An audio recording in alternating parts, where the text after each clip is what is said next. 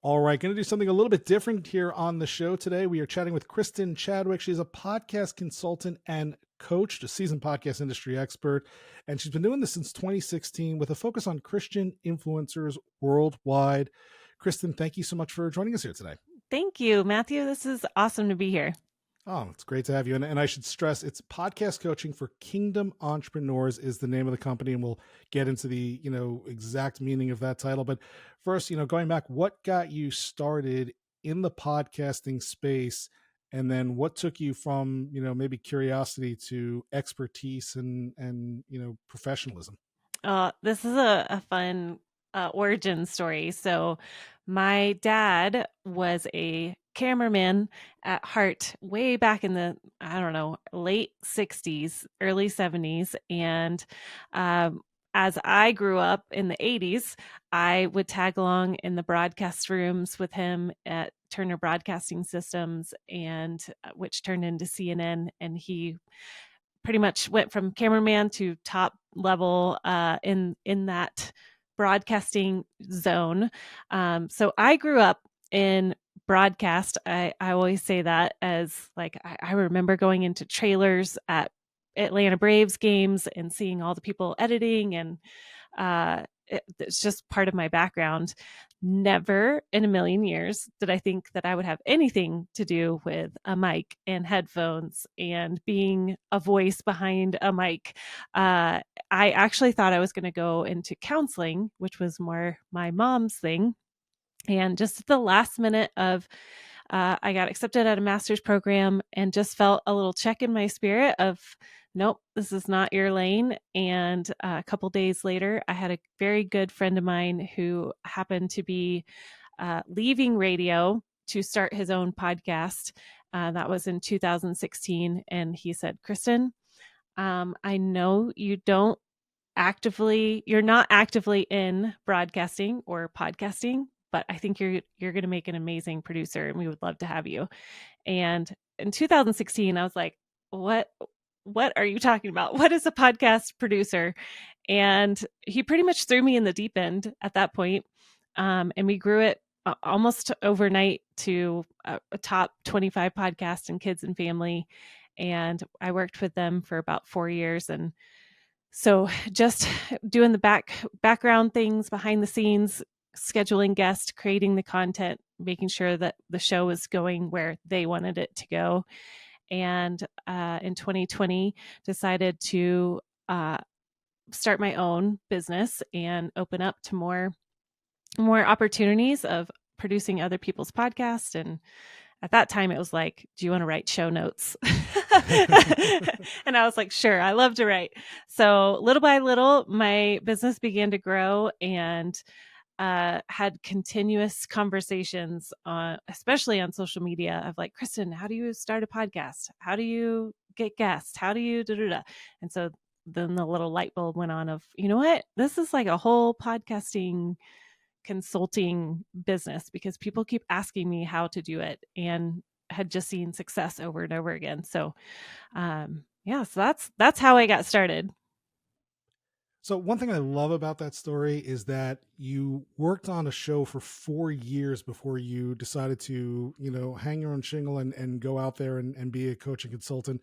So often these days, I think lots of people, they record one podcast episode and then they turn around and they say, I'm a podcast coach and consultant. and they're trying to, sell expertise where they haven't really earned it yet. And, I love the fact that you really took your time and realized that it was there once people started to approach you. I'm curious, because you had spent so much time, looking at the broadcasting world. I think so many people like to say, podcasting isn't radio, podcasting isn't, major media, but I have to imagine that there are a lot of things that you learned from observing your dad and being around him and being around those institutions that you bring with you to the table that are useful for yourself and your clients. Is that true? Absolutely. My dad actually passed away right when I got asked to be a producer. Oh, I'm sorry to hear that. And it was rough. And I think one of the most beautiful things that he taught me in all of those years of either walking into a studio or him in the more leadership type roles, and in life is there was this through line of everybody has a story. And no matter if he was traveling uh, and picking up his suitcases off the carousel, he would make friends with the with the airline people. Or he's like, "Oh, did you know that so and so at the ticket counter has 4 kids?" And blah blah blah blah.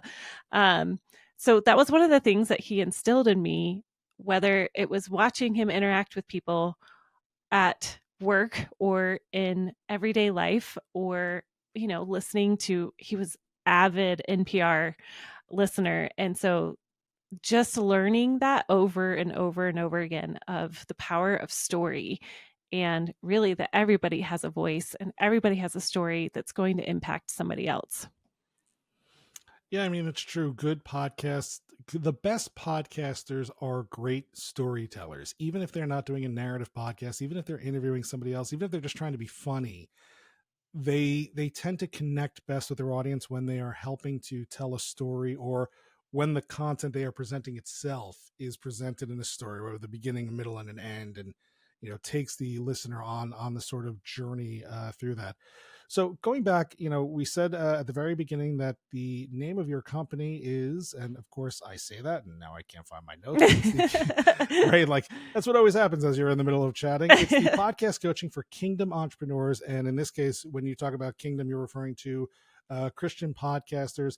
What led you into this sort of specific niche, and what have you found interesting about podcasters in this space compared to maybe some of the other common podcast groupings that are out there? Mm. Yeah. So I think what really led me into this specific niche is A, this is the type of people that were asking me questions. And B, really, I couldn't separate my own faith journey and my own really understanding how to use my voice by understanding who I was as a Christian or as a follower of Jesus. And so um, I couldn't undo those things. And not that I don't work with people who do not believe in what I believe, but that is like my main framework. Is it's very much rooted in a kingdom identity, is what I say. So, kingdom in the sense of a Christian, um, like a heavenly perspective and a purpose filled perspective. And so I think that's really where I love, is to dive into like, what are those strengths? What is the story? What is the impact that you can make that is not only in today, but also as a legacy you're leaving behind, just like my dad left behind as well. And yeah, that's pretty much why I'm in that genre, is mainly because that's the language I speak and that's what I believe. But again, like I said, I think everyone has a story. It's so interesting that that's the reason why you found yourself working in that space. I essentially found myself working with podcast clients for the exact same reason, having worked at major financial media company. Many of my early clients who found me were like, well, you used to work at an institution for business reporting, so you'll understand business podcasters better. And then, right, it was just, once you get a few, then the referrals and connections, and right, you tend to just kind of, you know, create a community of people often in the same niche who are trying to work with you. And so that makes total sense. So I'm wondering today, what are some of the, the newer pieces of advice, or what are some of the newer strategies that you are finding that are working best for podcasters to help them grow, and more just grow their numbers, but really just help them to be successful? Hmm. Yeah. Okay. So I love this question because I feel like it's such a popular question with podcasters, is how do I grow my show? And I have one of my members in my community came to me one day and she was like, but why? Like, why do I want to grow my show? And it was a great question because it actually uncovered a whole depth of conversation that we weren't having, which was, what's the purpose? So, yes, you can grow your show, but where are they going after that? So, is it just to create a story that they're connecting with and they can put in their AirPods, and you can say, yep, me too, or yep, this is one way that you could break through whatever scenario. And is it a place of where are you sending them next? So if they want to work with you on a deeper level, because a lot of my people are coaches or they're leaders in the ministry. So how do you, once you grow your show, where is the next stop? Is it, do you want to do group coaching? Do you want to lead something with them? Do you want to walk side by side with them? So I try to go like one layer deeper because of that conversation of like, yeah, it's great to grow your show. And what are you doing with this honor that you have? I don't know, 100 people per episode listening, or 1,000 or 100,000 people listening. So what are you doing with these people that can create an impact on a deeper level? So that's kind of where I go as far as like, all right, what's the why behind that? And then the other thing that I have seen that is working is really understanding your keywords of who would be searching for your podcast. So, like opening up your app and searching for a financial coach or a fitness coach or a menopause coach. That's a very popular one right now. And making sure that that's actually in your title instead of like, uh, mom for life with a number 4 or whatever. So making sure that we are very specific, clear, and strategic on our titles, whether that's our podcast title, our cover art, our show description, making sure all of those keywords are really going to be for the person that's searching for your podcast. That reminds me, I remember taking a class in college about public speaking, and one of the first lessons, and something that a lot of people say is like the perfect introduction for any presentation is you tell the audience what you're about to tell them, you tell them the thing, and then you go back and you tell them what you just told them about. And that's almost what you were talking about here with keywords, with artwork, with SEO. It's right. It's like, if you want a specific type of person to find you, well, you better explain to those people who you're looking for, talk about the things that they will be looking for, and then of course follow up by presenting those things on your show that they are looking for. So, podcast SEO really being a key strategy.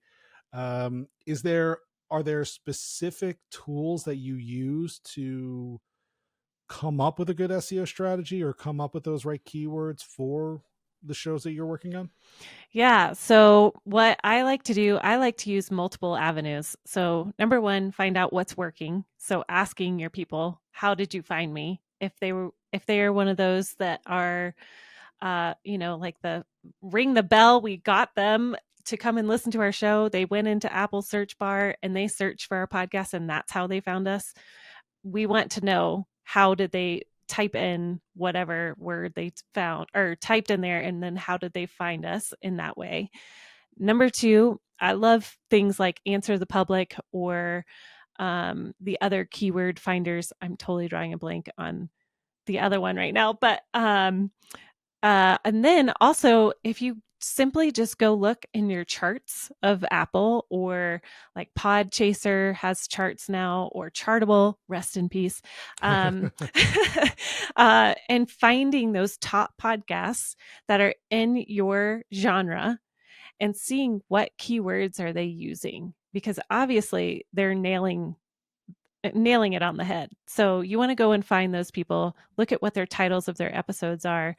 You're not stealing their titles. You're just grabbing those keywords and saying, oh, interesting. I can see that this menopause coach is talking about cycle, motherhood, uh, empty nest, like looking at all of those keywords and making sure you're having a running list every quarter. Go in and check to see what is new, what is different, what's popping up in Google search, and just continuing to have that feedback over and over again.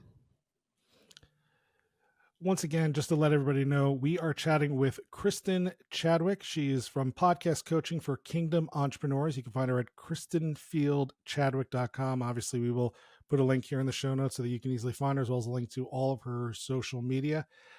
Before we let you go, Kristen, a few questions that we like to ask everybody who comes on the show. So one is there a place in the podcasting ecosphere, whether it's listening, creation, distribution, or like anything that you would love to see improved in podcasting overall? I think my number one wish, which I know 2.0 is trying to hit on, is that we could interact with our listeners, kind like YouTube, but with our audio. So I know there's some apps out there that you can leave comments under episodes, but that would be more mainstream. So like Apple adopting that, or Spotify in their platforms, and making sure that you could easily comment in real time as they're listening, and it would be underneath their episodes. That's a good one. I think that has come up a few times from previous guests looking for better engagement tools to interact directly with listeners, right? The best we can do is, right, we ask for ratings and reviews, or we ask for feedback, but most of that doesn't actually happen on the platform where they're listening. So it's hard to tell who's a real listener and who's just maybe some troll trying to get under your skin, or make a name for themselves. What about technology? Is there anything on your wish list, whether it's something that already exists that you've wanted to get your hands on, or something maybe that you're hoping would be created? And by the way, it looks like you're using a Shure SM58 microphone. Yep. You nailed it. Oh, okay. Yep. So it's a pretty good microphone anyway. But Yes. yeah, is there something on your equipment or technology wish list, even piece of software? Oh, I do have a wish list of the Shure MV7. Uh, or I don't know. I've been eyeing the new Rodecaster mic too. So I don't know. I'm content with what I have, and I feel like what I have right now is working. So I don't know. You're not as compulsive and drawn to the new shiny things like some of us are, who No. have to try and buy everything and then realize, I didn't really need that. That's very responsible podcasting, so good on you. And then, is there a podcast that you listen to today, or maybe a few shows that you're subscribed to, that when they come out you are going to listen, whether you stop what you're doing, or it's just you're not just going to let that download sit in your playlist forever? Oh, you mean